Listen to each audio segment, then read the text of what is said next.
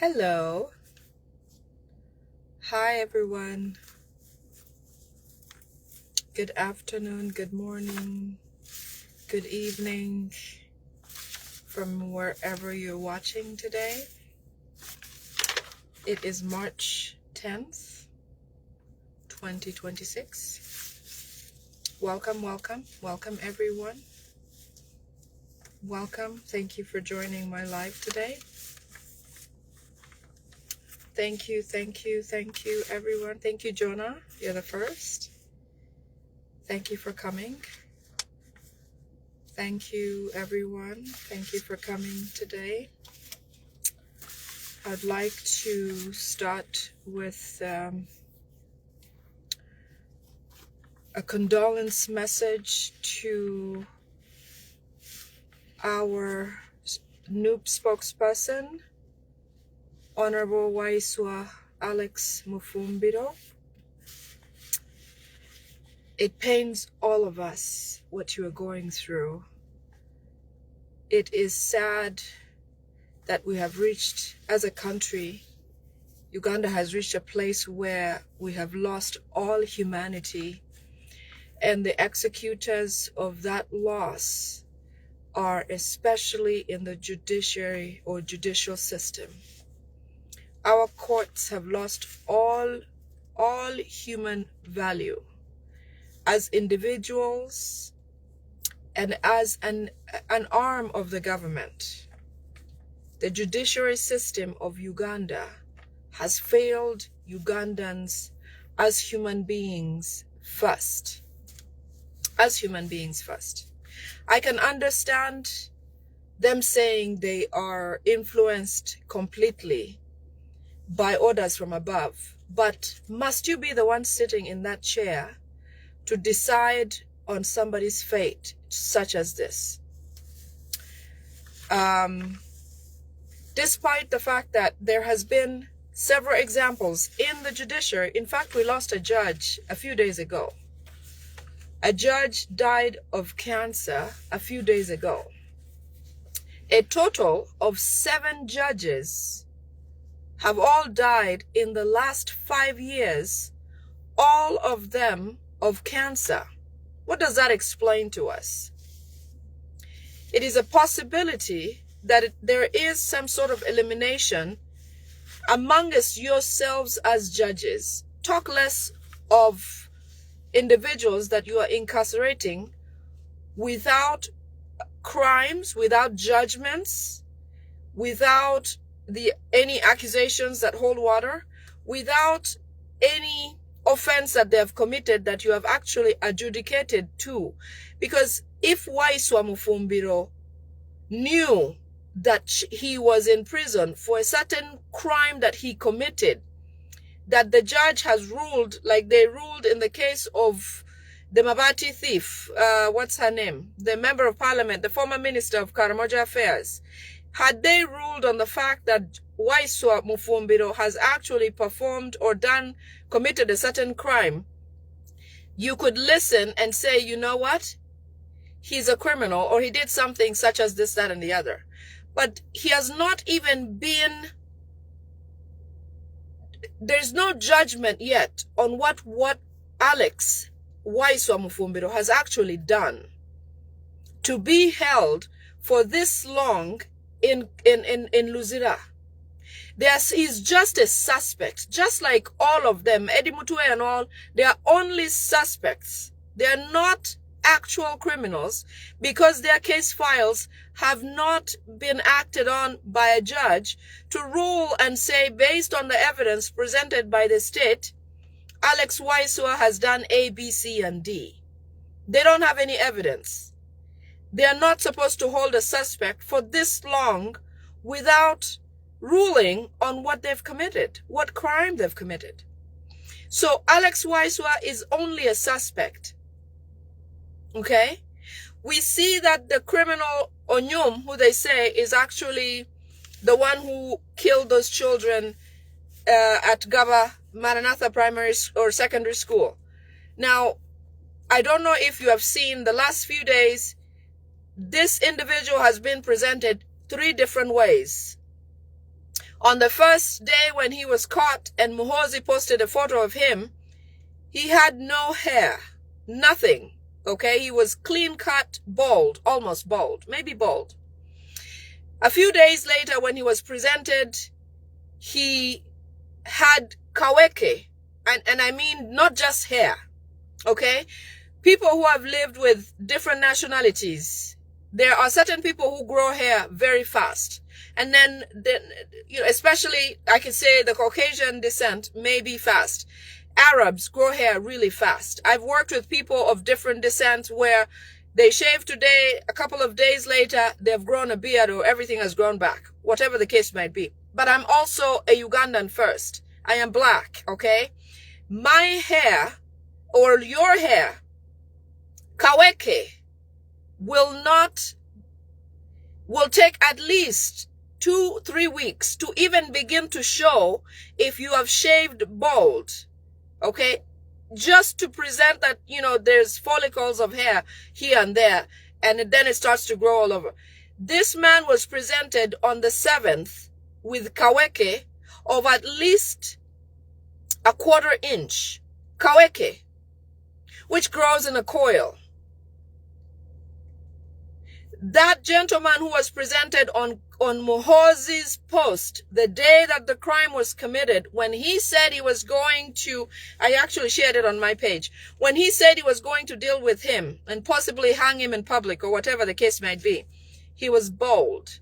Second day, he had hair. 7th day, sorry, he had hair. The 4th is when the crime was committed. On the 7th, the guy had hair. On the 7th day, he had a change of clothes, okay? You have seen when anyone, let's say when Muhoozi abducted Eddie Mutwe, for whatever crimes they say Eddie Mutwe committed, Muhoozi, in fact, all new members are taken to torture chambers first. For the first month, they are beaten to pulp. Eddie Mutwe is a good example because Muhoozi came out and bragged about how much he has tortured Eddie Mutwe. Okay? Terrorist, okay, let's say Eddie Mutwe was a criminal of any sorts. We don't have any proof that Muhoozi says Eddie Mutwe has committed. This gentleman called Onyum, I actually have all his relatives. This Onyum person, whom they claim is from the United States, who to me is different from the individual at the crime scene and the individual paraded with the gadgets that he had, he was caught red-handed. Before and after killing, the teacher was a witness. The children were beyond witnesses of the crime. Individuals who caught this man red-handed right after what he did are witnesses. That man was never taken to court-martial, which that law of martial law passed last year in Parliament. He was not tortured whatsoever. Not tortured. This Onyum guy who killed 4 children, found dead on site with the panga in his hand, was taken by the police securely. If Muhoozi truly, if this is not a designed crime by Muhoozi to threaten, which by the way, in the last 2 weeks, at least 100 Ugandans have lost their lives by design. By design. 4 children at the school, the 4 children murdered by so-called Onyum. There's been several accidents. We have lost a judge. There's been 7 children in a patch. There has been another killing that is documented, Monitor just shared, of some people who were killed just today. There's been an accident that has happened. There has been the driver of Little Muheju bus who was strangled and hung just like the gentleman, the new chairman from Mukono, whom they said hung himself, but mysteriously had gotten up in the morning, prepared himself to go to pray in the mosque, and then all of a sudden his wife found him hanging on a tree, dead. You know, it begins to appear as if killing Ugandans has become a government policy. In fact, the best policy has been executed by Muhoozi openly. Openly. He says it, and he says, you know what? Just today he said something about his father wants Bobby Wine as a toy, but he wants Bobby Wine for a kill. He wants to kill Bobby Wine. This is a tweet that he shared explicitly. It's on my page. I shared that as well. So this goes to say that I'm not surprised that they couldn't let Waswa out, Alex Waiswa Mufumbiro, honorable, to go and bury his wife, because previously he had requested for bail to go and take care of her while she was going through chemotherapy.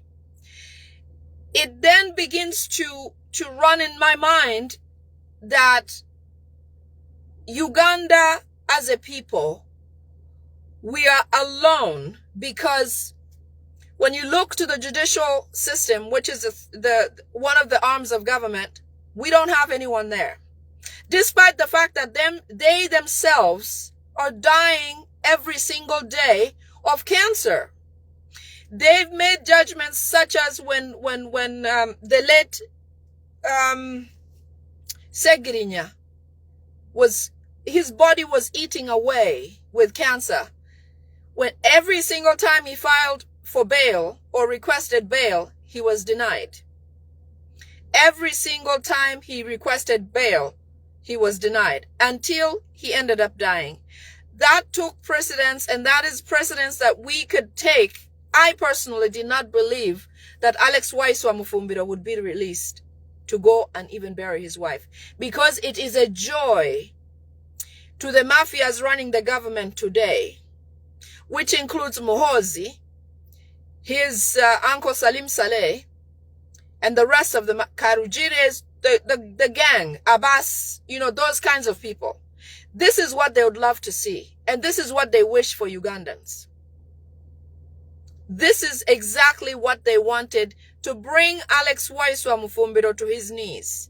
In fact, we're lucky that he's still alive, because according to them, they wanted to make sure that Alex Waiswa Mufumbiro does not exist, especially after they took his win of his constituency. Because as you know, he would have won that election fairly and squarely had they let things run as they should. So, in a time span of about 3 weeks, we have lost several people, and it's going to continue happening. When Muhoozi comes out and pretends to say things like this morning he posted a tweet, somebody wrote about it, I think the Monitor wrote about it, saying that, yes, Benedict, that's true. He came out and said that corruption in the military has gone down by 80%. Now, he can say anything he wants. Apparently, this guy doesn't need any stats to open his mouth and say anything, because he never has facts about anything. But if you recall what I had mentioned in my previous videos, where I said, because they're trying to get Muhoozi to become a front runner as president of Uganda, now that his father is under the weather after surgery with a stroke and unable to speak, he's going to try to find a way to come into the hearts of Ugandans, because he is playing exactly from his father's playbook, except he's stupid. His father is a brilliant man. He was brilliant when he had the time and could do these things. But Muhoozi is not of the same kind. Okay? So they're trying really, by all means, to present Muhoozi to us as a glorified savior.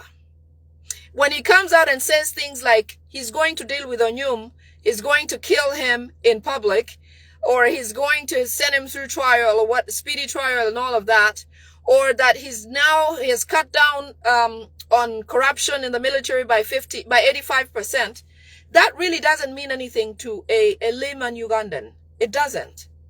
It doesn't. Because the way to our heart as Ugandan people, we're kind, we're loving, we're friendly. When we see someone like Alex Waiswa Mufumbiro go through what he's going through, it breaks all of us' heart. All of us. All of us. And even if these people continue to dial on this button, they continue to dial down on harming or hurting or subduing Ugandans, one day it'll be too much for us to contain. That human nature will take its course. And I hope that happens soon. Because for people like us, I don't see us being rushed into atrocities or actions that we feel like we may regret in the future. Our president is doing the best he can, and all of what he's doing, including his absence, causes sleepless nights, okay, and heartache to Museveni and his people. According to them, by now, they would have had Bobi Wine in their hands, totally compromised and ready to submit to them to become whatever they want to become. So, it doesn't surprise me, this is the point I would like to make, that things like this will continue to happen because they thrive in misery like this. But my hopes are that in faith, in good faith of the people of the judiciary, because you have the power to do certain things, that you make the right choice, because even if you feel like this is somebody else going through this, you may feel like today is Waiswa Mufumbiro's day, and that's the end of the story. It is not. I will give you an example of the former IGG. What's her name? Justice Lydia Mugambe. Many of you know what happened to Justice Lydia. She was the one before Betty Kamya. So when before Betty Kamya was elected or appointed, obviously, Museveni appoints. He doesn't elect. Because those are people who he puts in place to do his dirty work. So Lady Lydia Mugambe, the judge, was sent to work in the UN by Museveni. And when she went out to work there, certain things she did were not allowed by law in the UK, where she resided. I believe it had to do with bringing an employee or a staff member and not paying them right, or whatever the case might be, which would have been okay because in Uganda that's how they operate, but it is against labor laws in other countries to bring somebody and not follow the labor laws of that land. But that's besides the point. Now, Lydia ended up being judged at the Crown Courts in the UK, and her punishment was a sentence of 6 years. In fact, when the judge was sentencing Lydia, she said that because Lydia was not remorseful, did not show any, the pride that they come with from Uganda, did not show any remorse, did not feel bad about what she did, she ended up adding another 6 months on top of what she had already had, that was, that the judge had given her. So that just goes to say that however big you are today, it doesn't mean that you may never fall victim. And we only hope that in as much as they do what they do, and just like other people working for Museveni and the government of Uganda, today it's Alex Waiswa Mufumbiro, but tomorrow you never know, and you never know how you may end up. As I said, the last 7 judges who have died in the last 5 years all died of cancer. Uganda is not a country that is that we would say is absolutely exposed to cancerous chemicals or whatever, to say that every individual who dies in Uganda must die of cancer Obviously, this is something that is engineered.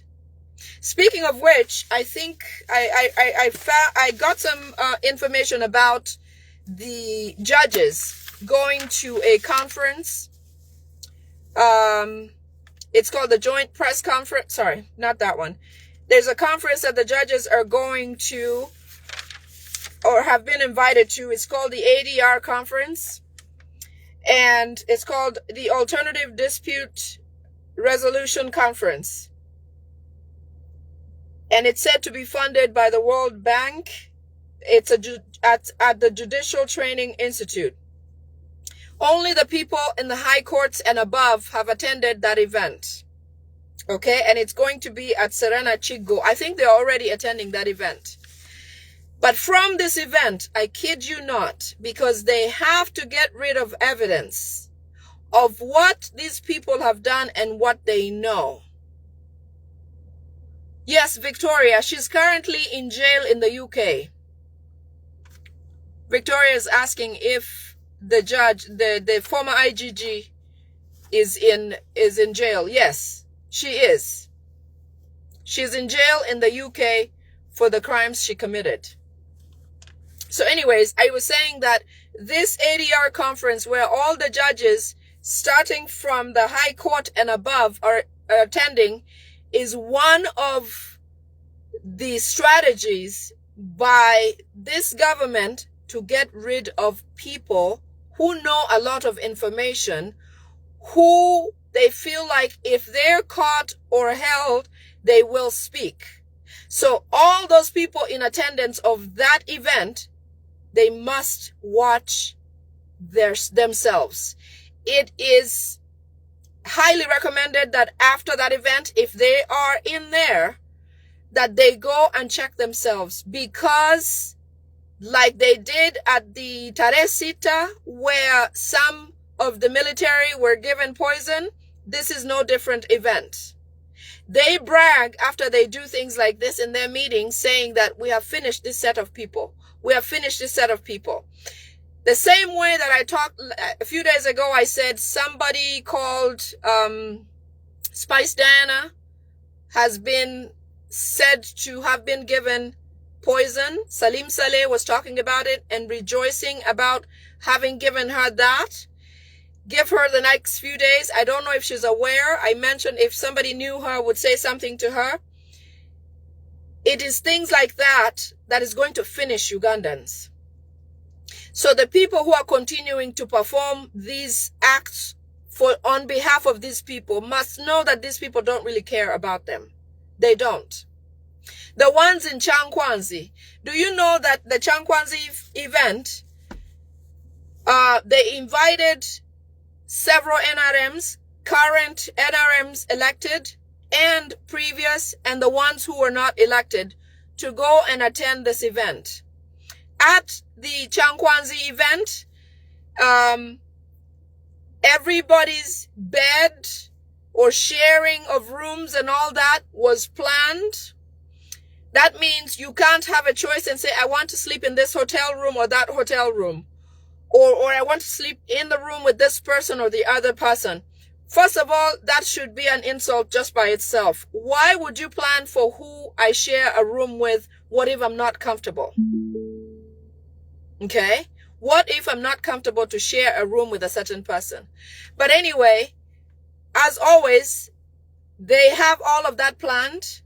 And watch when they come back from that event, how many of these NRM, especially the seniors, especially the ones who have done or committed certain crimes, the ones who have been very, very active in executing the dreams and hopes of the Muhozis, watch and see how their lives are going to be shortened. Unfortunately, these people have to learn that way. The beds, amenities, towels, everything has been shared. In fact, there's a video where Honorable Mao is pleading with the MP of Bunyoro, who wanted to run away and leave the event because she said she didn't want to share a room with so-and-so somebody. Okay? It is in things like that, in doings like that, that all the people who have died mysteriously have been given or done something to in prior arranged or meditated intentions like that. So watch when they come back. There's going to be a lot of losses of lives, which is the highlight of life these days. So many people at from any activity that they've set up has been at risk of exposure to their poison. As I mentioned, the boat is sinking and it's starting to fill with water. If you can see that Kagame could throw Museveni under the bus with regard to M23, Kagame was then trying to save himself. And so is Museveni, and so on and so forth. If those two can do it, imagine you, whom they really don't care for. They really don't care about Ugandans. So several things that are being done, including the new law. Hold on just a minute. The new law that pertains to breaking the buildings that are in the city or right by the road.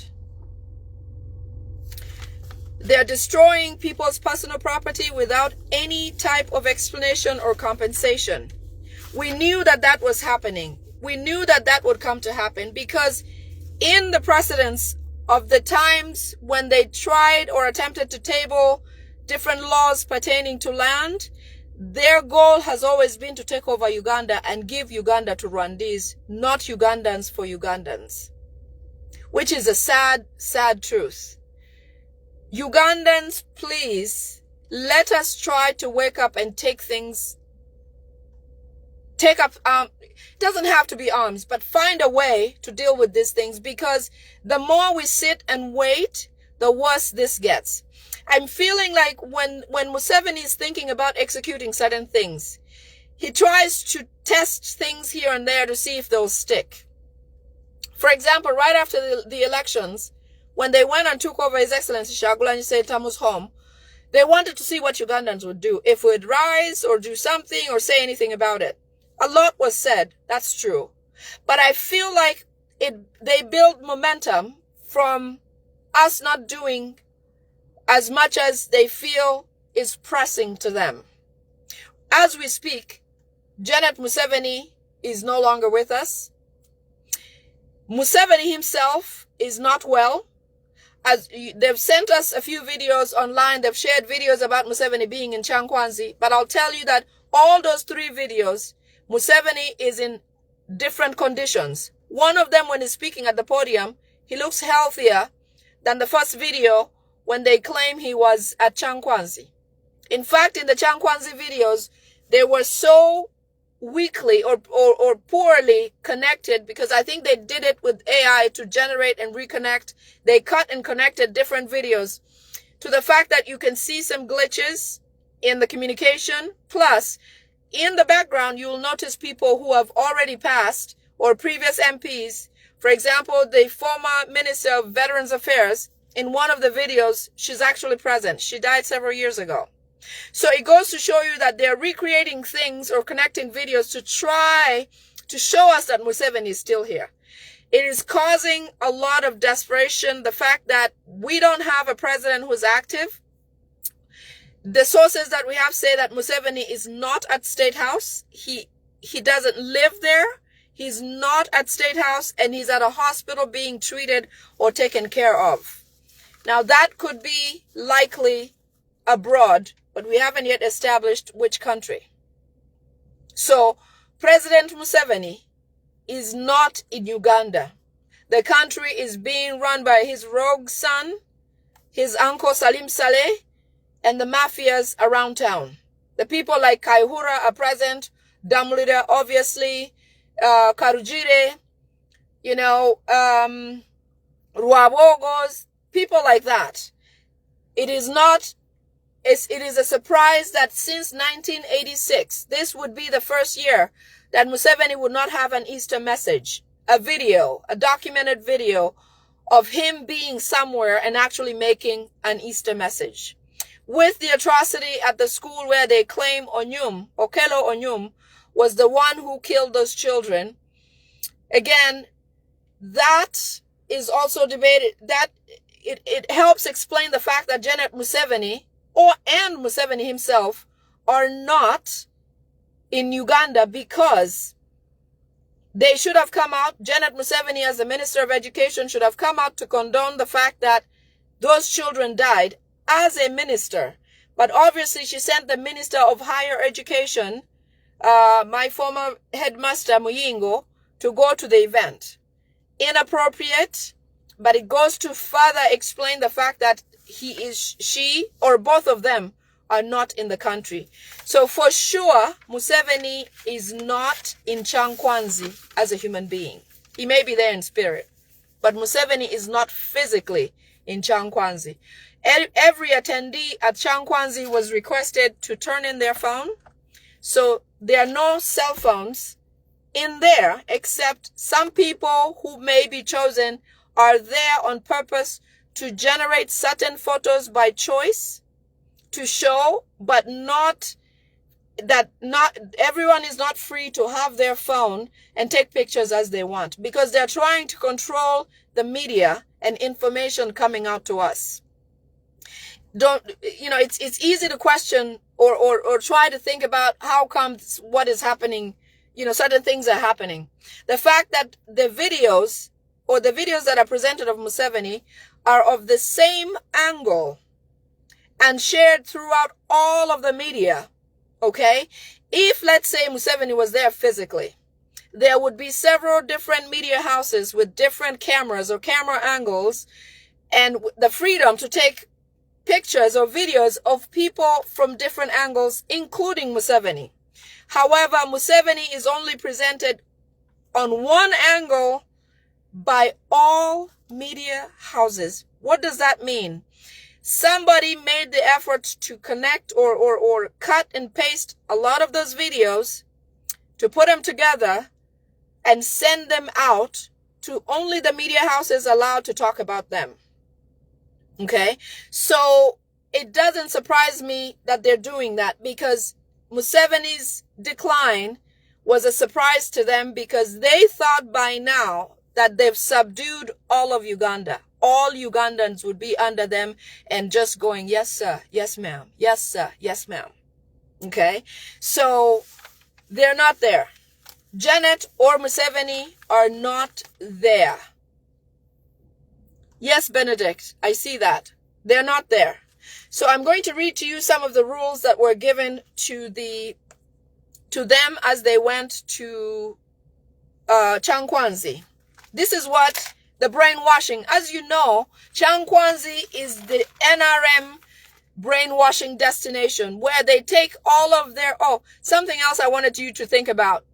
If indeed Museveni was at Changanzi, why did he not speak of any of the current affairs? Why did he not speak of the murders? He only said something about, and everyone who has lost somebody, which could mean any time in the life of Museveni, a statement like that was made at Changanzi.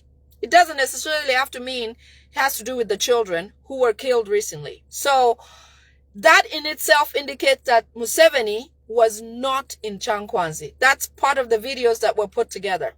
Another clue is that when whatever the video was, the first one that was presented, he talked about something about going to Mars or going to the skies or something like that.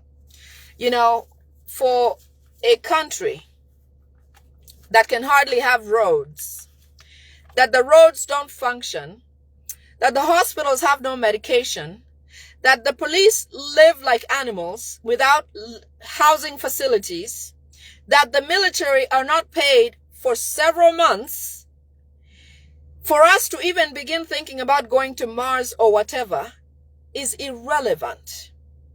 The suffering in Uganda is despicable. People die day and night for ailments that are curable, but they don't have the means to do that. Why would he come out and talk about going to the moon? It doesn't make any sense. It was not alluding to the current events that were happening in the country. And as a president, those are the things that he was supposed to be addressing, and not going off, a tangent on something that doesn't even matter to Uganda. So AI has come, AI is taking waves everywhere. But Obviously, these people don't know how awake we are, and that will question everything. And by the way, here's a tip. If you see a picture of Museveni or a video of Museveni, here is how you find out whether a video is correct, current, or even when he said anything or spoke on that video. Take that video and put it into an AI app.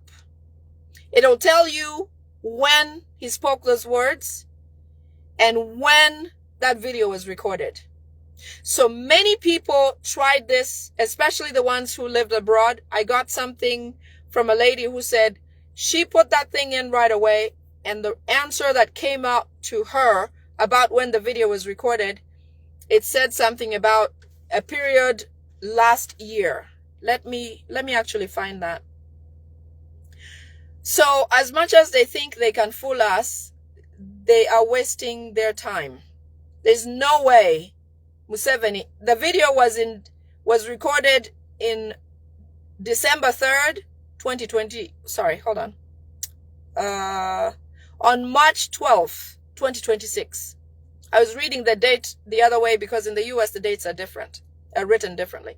So the video that Museveni was speaking, the first one that came out, when somebody, you have to do this quickly because once it circulates, it reports a different date. So that video was recorded on December 3rd, on March 12th, 2026.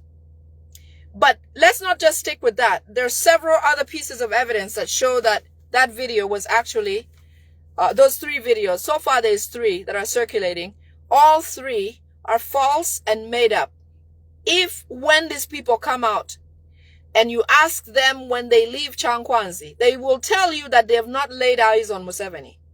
Because our sources are right with him at all times. And we would know if Museveni had been seen at any time. But you also know that he doesn't just have to be in Changanzi. As a national leader, he would have to be at other events in the country. But have you seen Museveni? No. No. That's because he had a stroke and cannot speak. If you have any stroke patients, you will know that most people have different reactions to when they have a stroke, which includes debilitations like your body failing, your muscles getting weak and not functioning as they used to be. Some people become paralyzed. If part of the face is paralyzed, then obviously you are not able to speak, which Museveni has a condition of such nature. His mouth is shut from the stroke, which means he has lost muscle function on part of his face. His lips cannot open and close as they used to be. The other thing also is as they continue to do this, they're probably going to use the gentleman Tichampamire. So if you ever see Museveni super energetic, you just know that they're using Tichampamire to present as Museveni, which doesn't surprise me. It will happen and could happen. But anyway, here are the rules of the people who are at Changanzi. Before they went in to the caucus, at the NRM caucus in Changanzi, they were all informed of the rules of procedure. These were designed by Salim Saleh and Muhoozi. Okay? These are the things that they were told before they got in, and these are the rules they're abiding by as they exist over there. I'm going to read one at a time. They're about 20, so I hope you have time. The first one is that NRM is a party God sent to save Uganda from all enemies. They are brainwashing all attendees to say that NRM is actually God sent, meaning that they should not put any other party in their mind that there would be a possibility that they can exist and run Uganda. The next one, number 2, NRM should be near you as a neighbor, not any other party.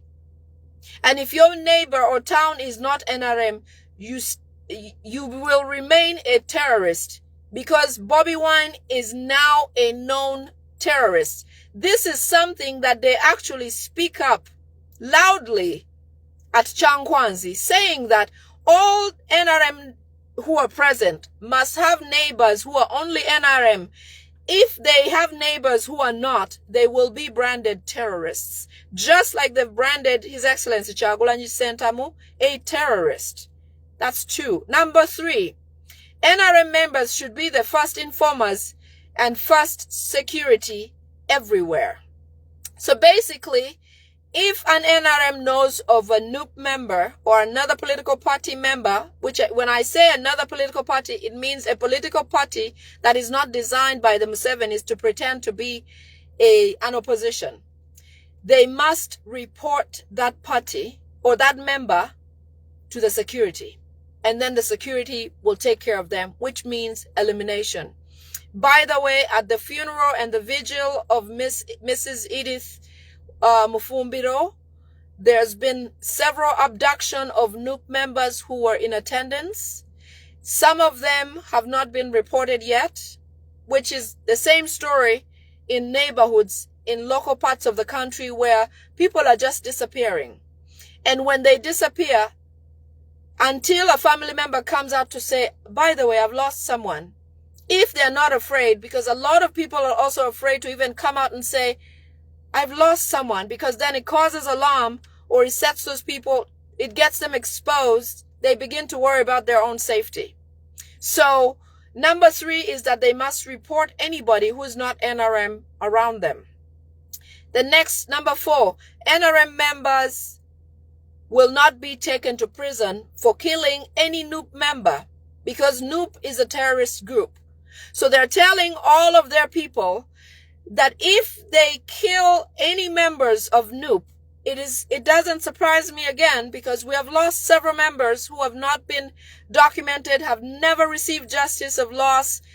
Right from the beginning when Kauma was killed, we still have no judgment about what happened to him or who took responsibility for killing him, despite the fact that we know who it is. We know who killed him, but the government has not taken charge of because the government sent him to do that, has not given justice to the family of the late Kauma, the driver of His Excellency Kyagulanyi Ssentamu. This was in Arua. Okay? So no NRM will be taken to prison after killing a NUP member. They get a free pass for murder. Every NRM member and candidate will write their needs on a paper and leave it behind the list and mobile number that they have. So basically, before they leave, NRM members who are attending Changanzi should write all their problems or whatever their needs are on a paper with a mobile money number and leave it there, because with the promise that they, Salim Saleh and Muhoozi and so on, will give them whatever their ask is. Whatever they need will be given to them. But I kid you not, they will not live to even see any of that. Because what they're doing now is profiling them. Who knows what? Who said what? It is why they're paired with strangers, with different people, because they're going to have conversations. They will be able to tell, and it's possible that those rooms are bugged. So if they even make mistakes to talk about, something other than what they're supposed to be speaking about, which, by the way, they were told not to speak about or question where Museveni is, not talk about that last family. Don't ask about Museveni's family. Don't ask about where he is. Don't ask about his wife. Don't ask about what is State House altogether. That is a no-no for all NRM at the caucus. You can see how they're like sheep, just nodding on, because they don't make their own decisions. Okay? NRM has the next president as Muhoozi and should be protected as they do for Museveni. So they're telling themselves that they must protect Muhoozi because their next president is Muhoozi, whether they like it or not. This is rule number 1, 2, 3, 4, 5, 6. Number 6. They're saying that Muhoozi is their president whether they like it or not, and they have to guard and protect him like they did Museveni. This is another evidence that Museveni may never come out of what he's going through. Okay? I mentioned previously that they're proposing, Salim Saleh is proposing imposing Muhoozi as a vice president, because obviously they can't give a loophole, because if they give Museveni, which in fact, if Museveni swears in, it is likely 85% that he'll swear in via Zoom, because physically he's incapable of being there. And even if he came, he will not look appropriate. And they don't want him caught on camera looking unable to perform. So Museveni will likely swear in on video. If we get there, at that point, he will appoint Muhoozi if Muhoozi has not been imposed on us already. Because all this is still an ongoing process that they're thinking about how to land altogether. So with Muhoozi as vice president, it is natural that when the president is gone or dead, which Paul Biya of whichever country has sworn in his son as the vice president strategically, because he knows when the president is inactive or unable, the vice president takes chair. Just like how our Excellency President Kyagulanyi Ssentamu designated Mama Dr. Lina Zedriga to be the acting president while he's out of the country, performing other duties of national importance. So they're saying to all NRM members at Changanzi that Muhoozi is the next president, whether they like it or not, and they must protect him. Number 7, all money being wasted on artists is now going to go to NRM members. You know,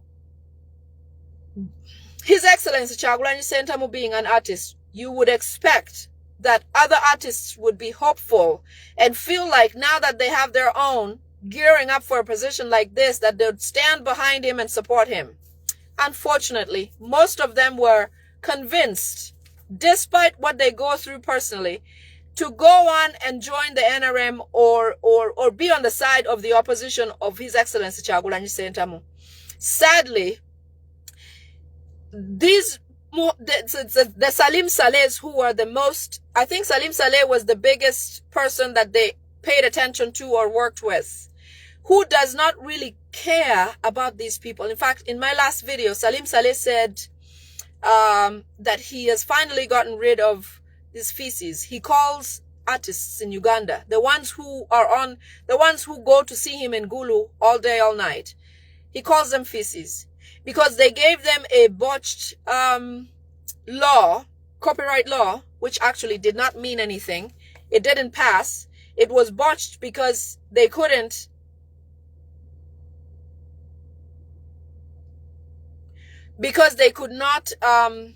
sorry, I had to read a text message there. So they feel like they got copyright law, but copyright law has not been actually has not gone through all the processes to become law. It is still in the process and can be vetoed and thrown out of parliament or whatever stage it is at any time. It really doesn't have legs right now. But most of our artists, because they don't really care to pay attention and study things, they took it as a final decision that it is now legal as a part of the laws of the land. No, copyright law is not a law. It hasn't passed. So if you think so, you are mistaken. There's about 7 stages a bill has to pass through to become law and eventually signed by Museveni, and that didn't happen. Okay? So, yes. Hold on just a minute, please. Just a moment. Hello, Mathis? Hey, don't worry about paying us today. Are you sure? Yeah, Centria was helping me. She said, we just want to help you out. You're sick and stuff. Yeah, we can work that out next week. No problem. I appreciate that. And yeah. Anyway, the salad mix. I'm not actually in the garden team, so it turned out the crate I was looking at, the salad mix, was old. It was like they were designated to go to the animals. I ended up finding the salad mix later. Okay. Arlen, we had already sent it with Arlen. Yeah, because he had to leave. So I did send him with some Okay. But Wonderful. we do have, in the future, we do have salad mix. Just at the moment, Right. not on the cards. It happens. But it was good, so Right. That's okay. No problem. anyway. Yeah. Thank you. Anyway, yeah, let us know how it goes and hope that, yeah, Wonderful. hope everyone loves it. Thank you. Yes, I will. Thank you. Bye-bye. All right, take care. Bye. Sorry about that. I had to take that call. So anyways, the last point I was on, it said NRM has designated Muhoozi as the next president. And you know how that's going to happen. The next one is, oh yeah, I said all money that was wasted on artists is no longer going to be. It is going to be redirected to NRM members. Maybe that's why they're going to make notes of all their issues or what their needs are, so that that money comes to them.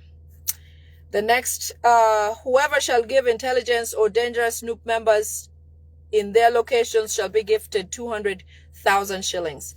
For 200,000 shillings, these NRM people are going to report Snoop members and their activities, good activities, because that's all Snoop does for people, to the killers of the NRM to come and take them for 200,000 shillings. That is what? Not even $30? That's how low these NRM people are. Okay? The NRM will mobilize people for the swearing in of Museveni and prepare groups. They will be facilitated, and they want 1 million people present during the swearing in ceremony. So all these NRM people who are in Changanzi today, when they leave after the week, they should go and mobilize a lot of people, up to 1 million, to attend Museveni's swearing in ceremony. Okay? Up to 1 million. They will be given money, they'll be given buses, they'll be facilitated in any way to bring people to Kololo. You know, when Bobby Wine has a gathering, he doesn't need to tell anybody that he's going to be anywhere. It is indicative that people love him just because of who he is and what he stands for. When Bobby Wine is going into town, even if he's on a border, everything is at a standstill in the city. That is what it means to be loved and to be for and by the people. These NRM people impose themselves on us. And that is why they have to ferry people from all places in Uganda to bring them to attend the function.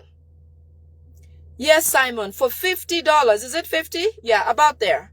For that much, they will rat out a human being who will likely be killed. A NUP member will likely be killed over 200,000 shillings. It's awful.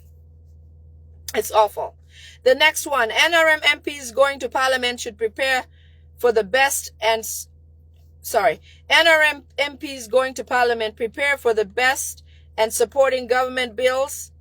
So anyway, I'm going to reread this. So NRM MPs going into parliament, okay, after May.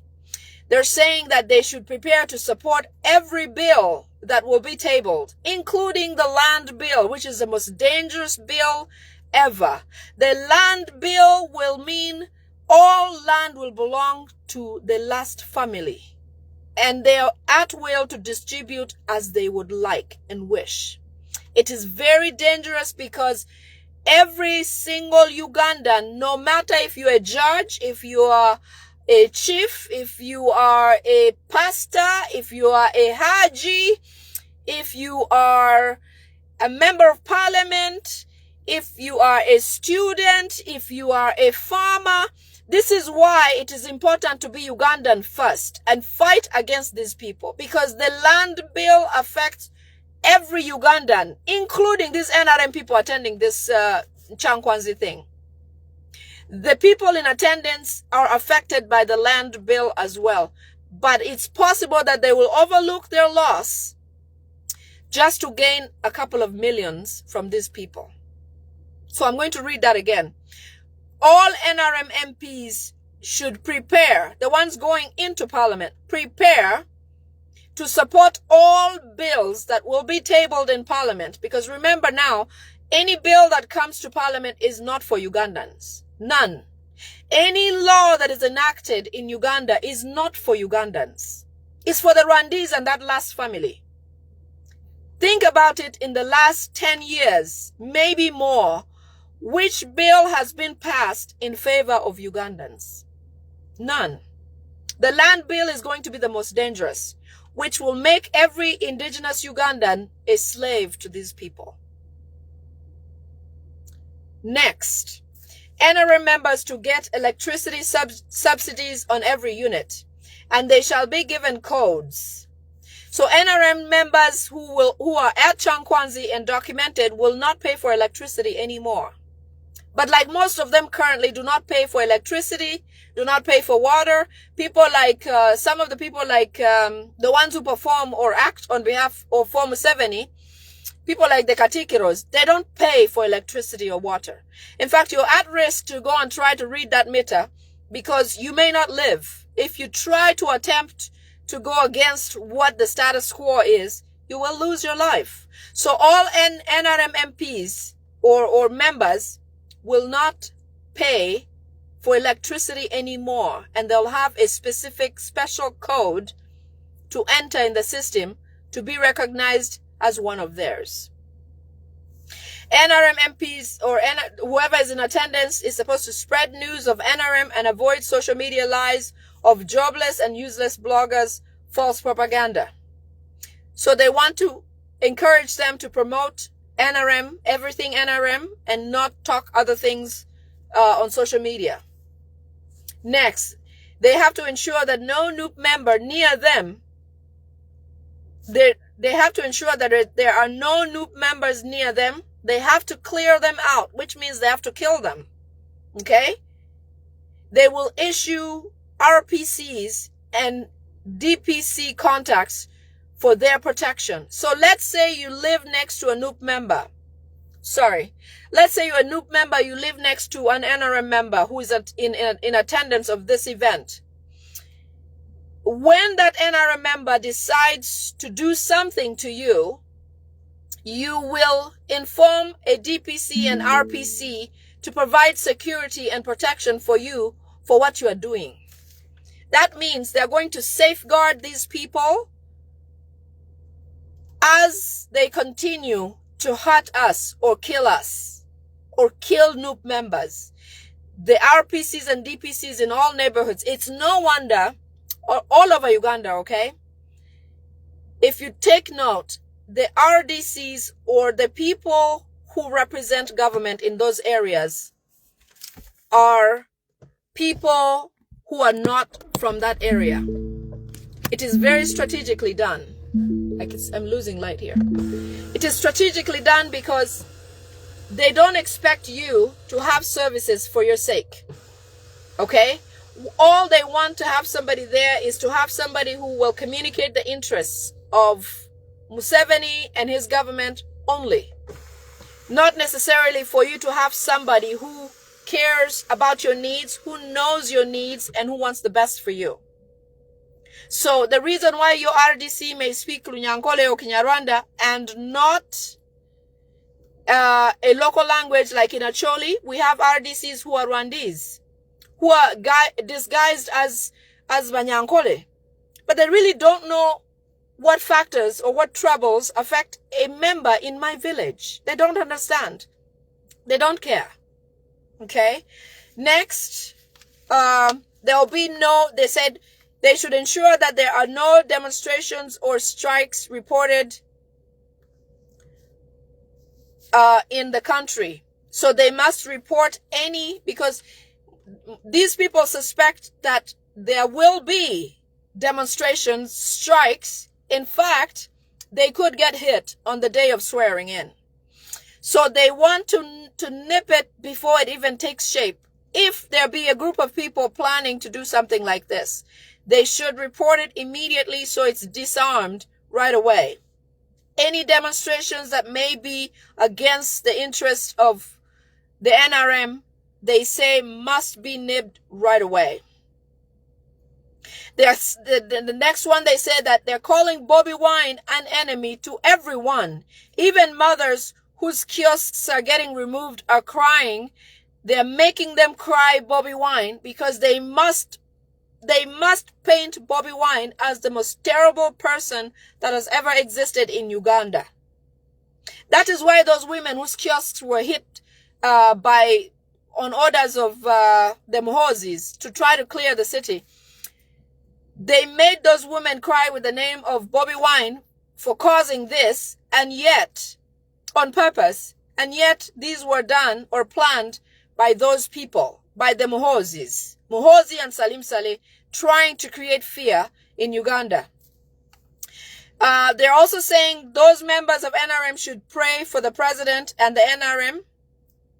They have money, but they still need more to do all operations. So Museveni still needs a lot of money, they say, to perform all the operations that he needs. So they're asking these people to pray for him. The next, they're saying they have to be vigilant that Bobby Wine brought terrorists in the country who want to take over government, but they shall handle them if they try. So please, any NRM member who hears about this must report. Report any Nupe member you know who is joining them. For as we shall control them, and we are unstoppable. So they're calling themselves unstoppable, and that they suspect that Nupe is trying to create a terrorist activity in Uganda. So they have to put them out of action and lock every Nupe office that is in the country. The next thing they're saying, NRM soon shall have no opposition in Uganda. This has been their dream. In fact, Museveni thought by now he would have absolutely no opposition in the country. And he's surprised. And one of the things that's killing him is the fact that Bobby Wine got away. Okay? So he says, soon, Uganda shall have no opposition. They've bought off all Nupe members and they have clothes, but their heart is all taken. Okay? Just a moment, please. I need to take this call. Hello?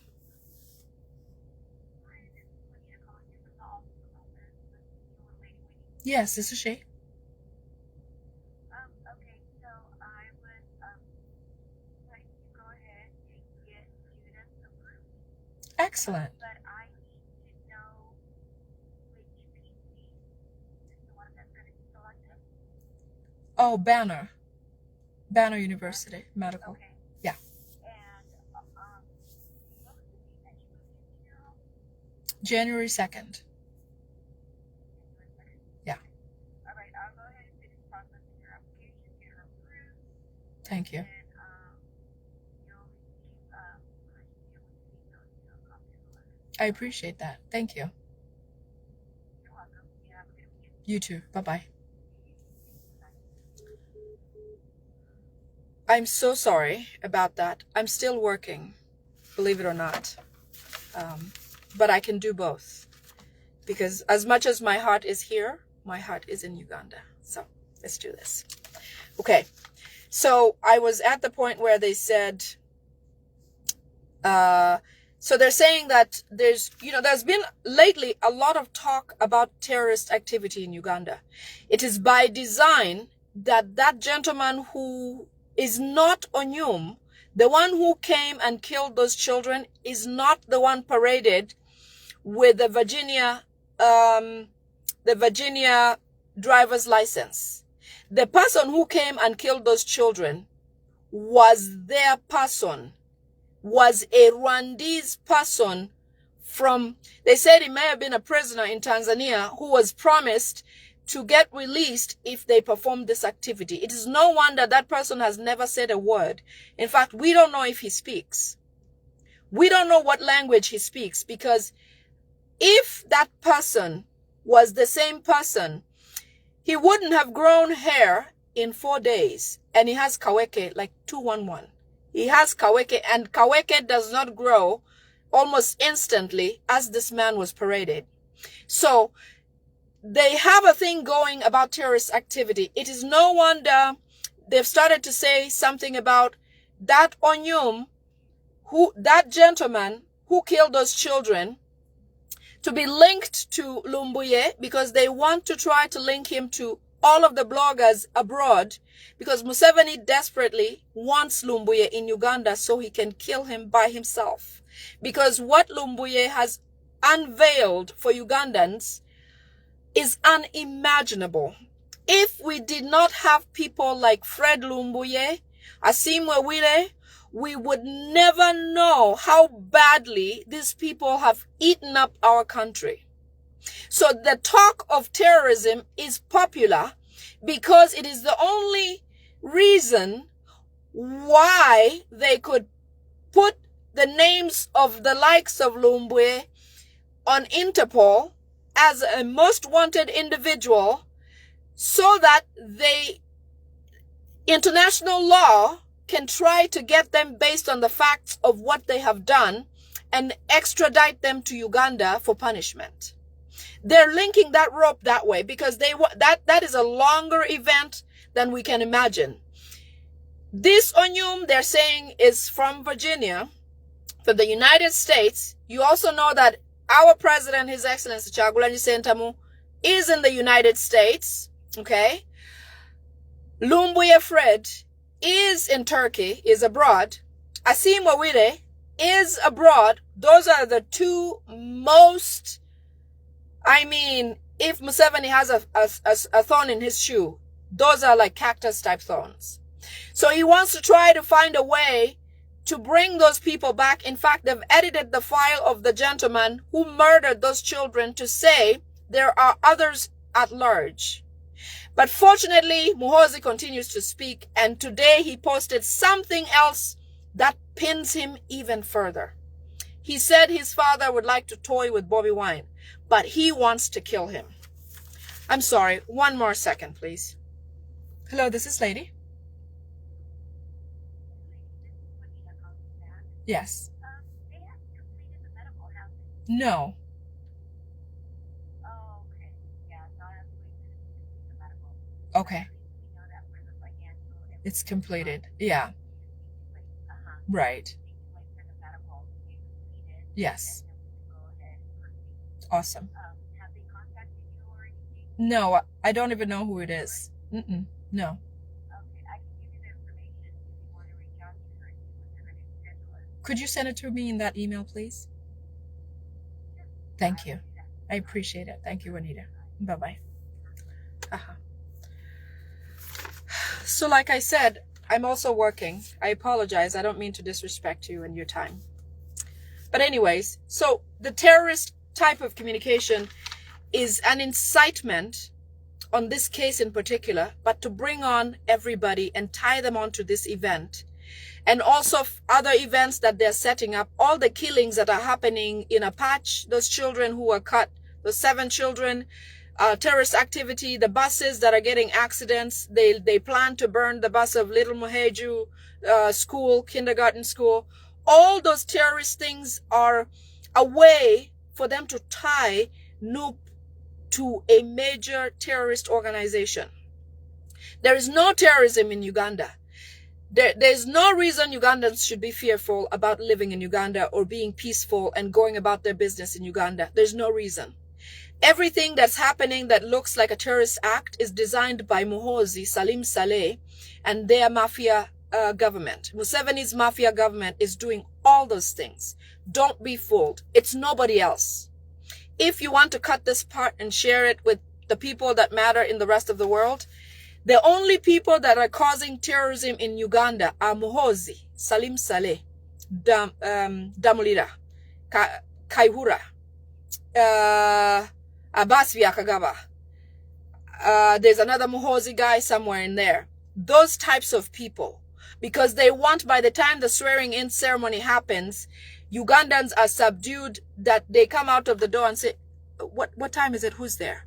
And go back in. Just pop your head and disappear. That's what they'd like to see in Uganda. That is an easy Uganda for them to rule and manage.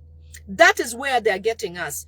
So any accidents, any killings, any officer deaths, any school burnings. In fact, last night there was a school that was burned. What is the name? If you can remember it, it's a girls' secondary school. It was set on fire last night. all these terrorist events are being done to cause fear amongst Ugandans in Uganda. Don't believe it. And they're trying to attach those to Lumbuye Fred, our president, His Excellency Kyagulanyi Ssentamu, and our dear pastor Asimwe Wile from Bible and Politics. They want to tie all those people together to this event of Onyum.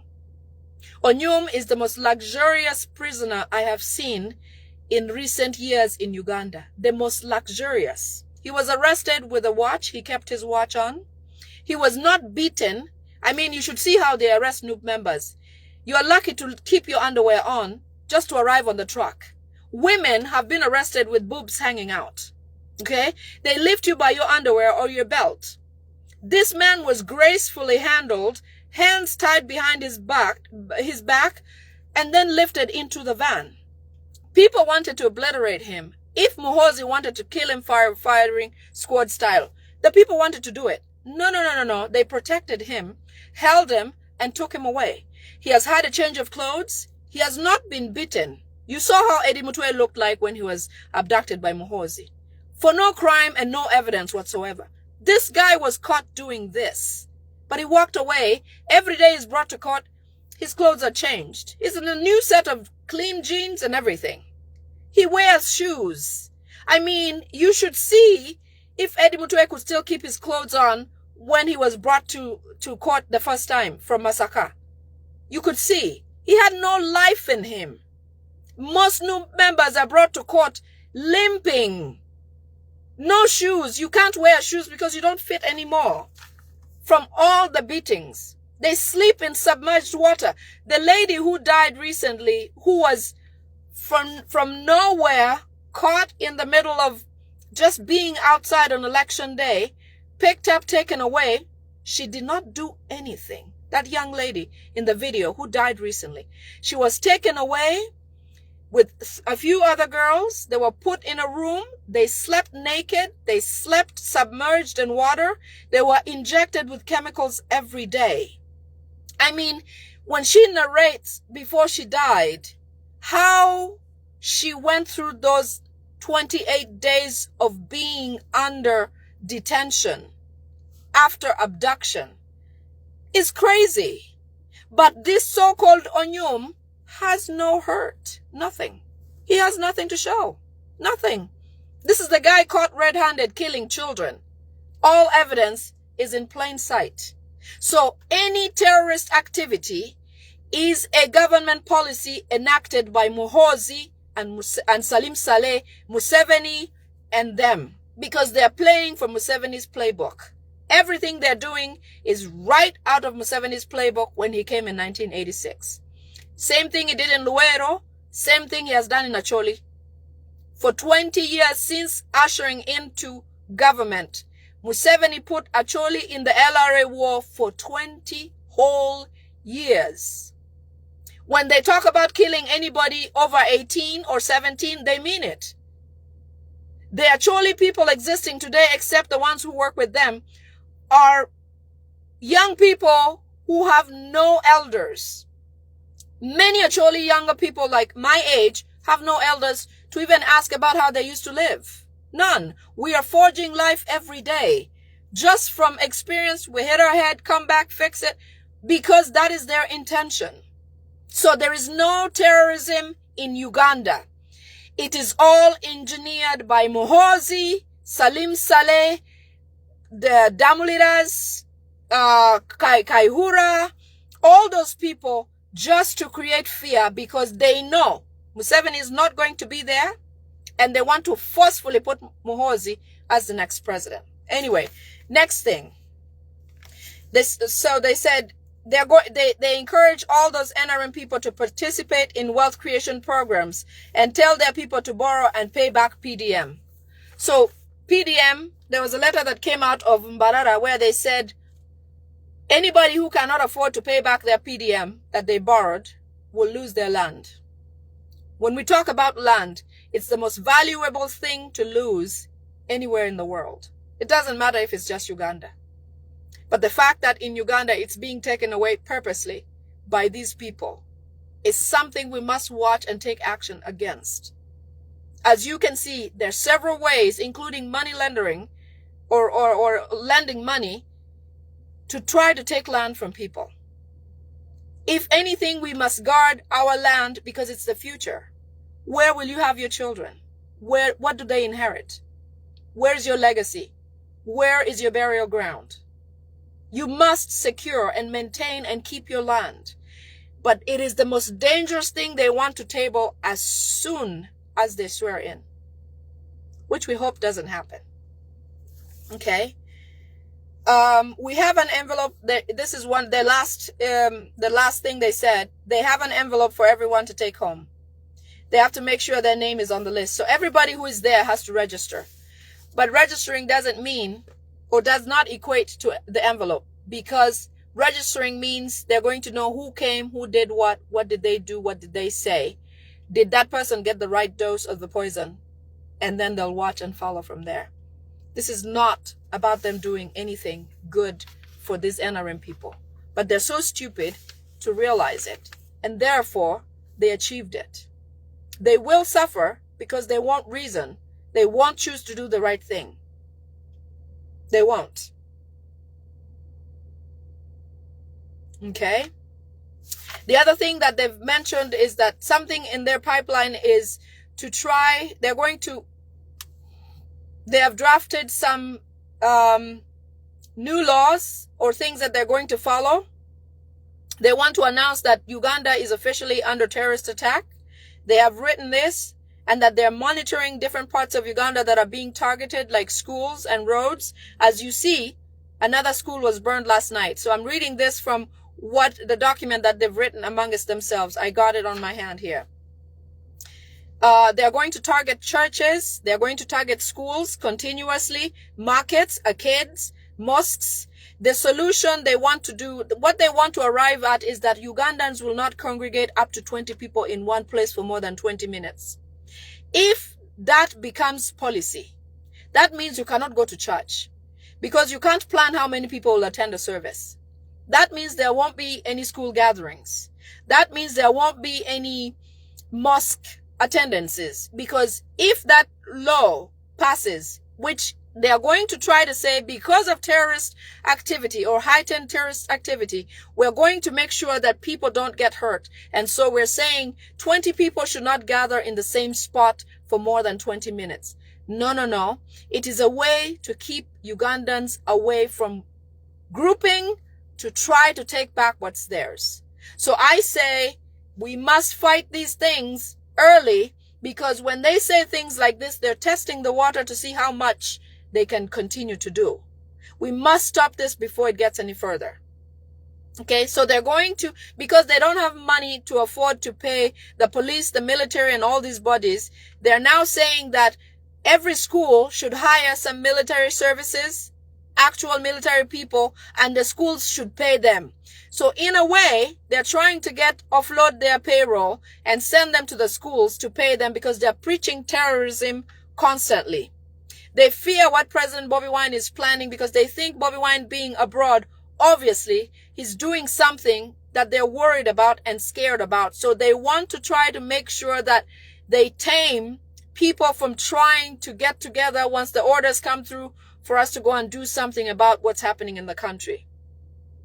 Okay? They're also planning to deploy a lot of military people in ways on roads and streets and in the cities, which all those are lies regarding terrorist activity. Okay? And this is all going to be announced by the joint press conference by military, police, and the prison services, that Uganda is under terrorist attack because of cases like the Onyum and the children's murder at Gaba School. So they're going to stop meetings of churches, at malls, at arcades, at roads, and other places, and they'll also introduce this bill in Parliament.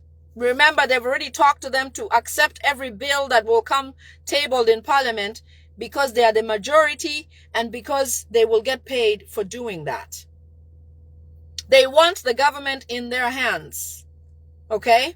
So in some sort of decree, they're going to say that Ugandans must not congregate for more than 20 minutes and more than 20 people, or even up to 20 people, because they're fearful of what's happening to them. So Onyum is not who they say he is, because the gentleman who killed those children is not the guy being paraded in courts. All right? I thank you so much for being here today. I think I've taken a lot of your time, but I hope that's okay. Sometimes I can't come several times, and so I just bundle everything together, but at least I want to keep us all updated and informed, and you know, keep our eyes out, keep the strategies going, and you know, more information, the more power we have. I love you all. I thank you for attending my live today. I hope you all have a good weekend. It's coming up. I want you all to stay encouraged, because everything that they're planning does not have to happen, and it won't. Because as they plan their evils, God is not asleep. We pray and we hope that at one point we'll gain all the strength to stand up and do what's necessary. We must. We must. Our president is safe in the US and is doing everything that he needs to do. Everything. And the reason why they fear him is because they know the power he carries. He's in the right places. He's doing the right thing. We are all doing the right thing. Keep your foot on the gas. Okay? This time, Uganda must change. You know, people like Idi Amin also had plans for the next day. Obote had plans for the next day. Unfortunately, he had to leave and not come back. Okay? Idi Amin had plans for the next day. They all have plans for the next day, but it doesn't mean they will pass. Doesn't mean. It doesn't mean. And they will not. Uganda is in a different time. This baby has to be born. We have to go through what we're going through. We are at the right place at the right time. This must happen. Okay? If we have any hope, it is now. Because this is different. This is different. This is where Museveni started from. That is why he's very anxious. That is why he's about to die, wherever he is. That is why Museveni goes through all this. It is unfortunate that his people don't see it. But we see it. We feel it. We won't relent. We won't stop. So anybody coming into my inbox thinking they'll stop me, good riddance. We won't. Biaba Kama. We want our win. Biaba Kama. Bobby Wine won the election. Biaba Kama. Biaba Kama. You will answer.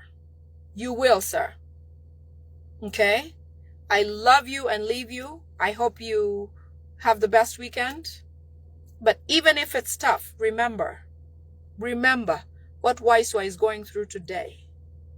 No one would wish on their enemy. No one. If anything, if it's any consolation, Waswa is in a worse place today compared to any one of us. And I don't know it all, but it's hard. Okay? Let us all stick together, continue working hard. I'm here for you. I love you and leave you. Bye.